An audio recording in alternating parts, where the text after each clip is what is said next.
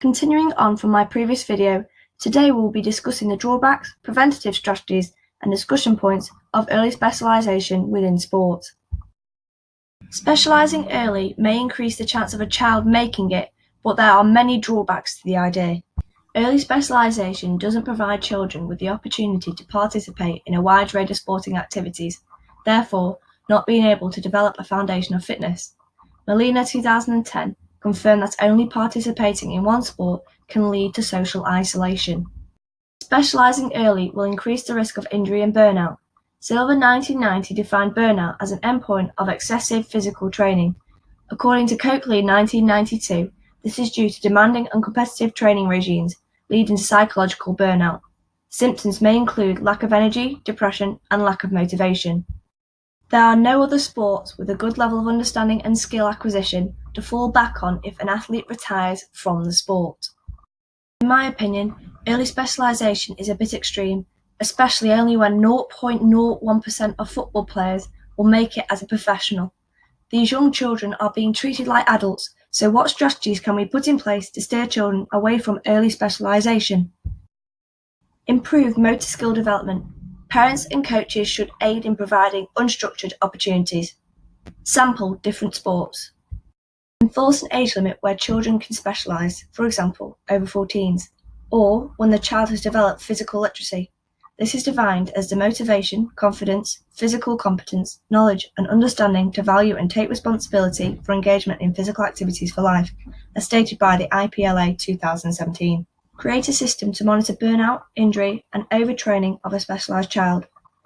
Coaches should focus on long-term athlete development, developing the athlete's fundamental skills, as well as promoting values of a child, developing a well-rounded athlete. This will hopefully reduce the chance of a sedentary lifestyle after the performer has finished with the sport. This can include incorporating strength and conditioning training into programs to increase motor skill development and reduce the risk of injuries.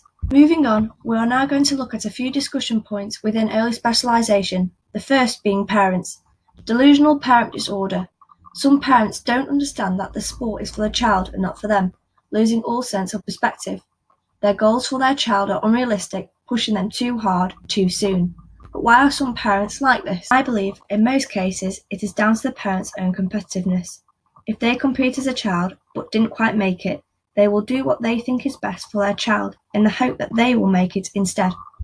Educational programs are in place to teach parents about how best to help their child develop and respect the game whilst on the sideline. But still, some parents are blinded by their own competitiveness.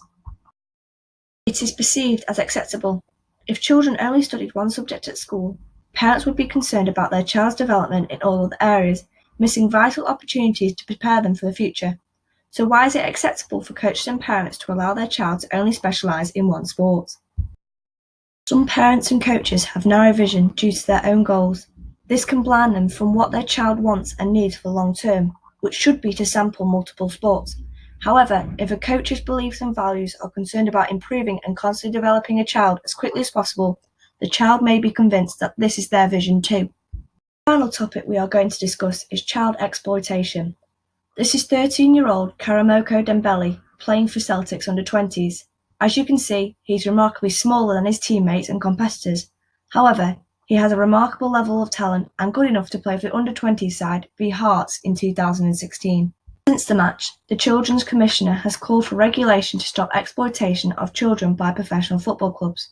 Bailey stated, "We've still got examples of 15-year-olds being held on 3-year contracts against their will in some instances.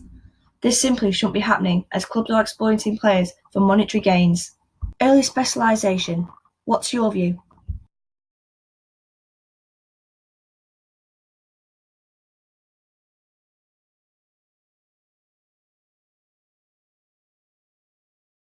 Created using Powtoon.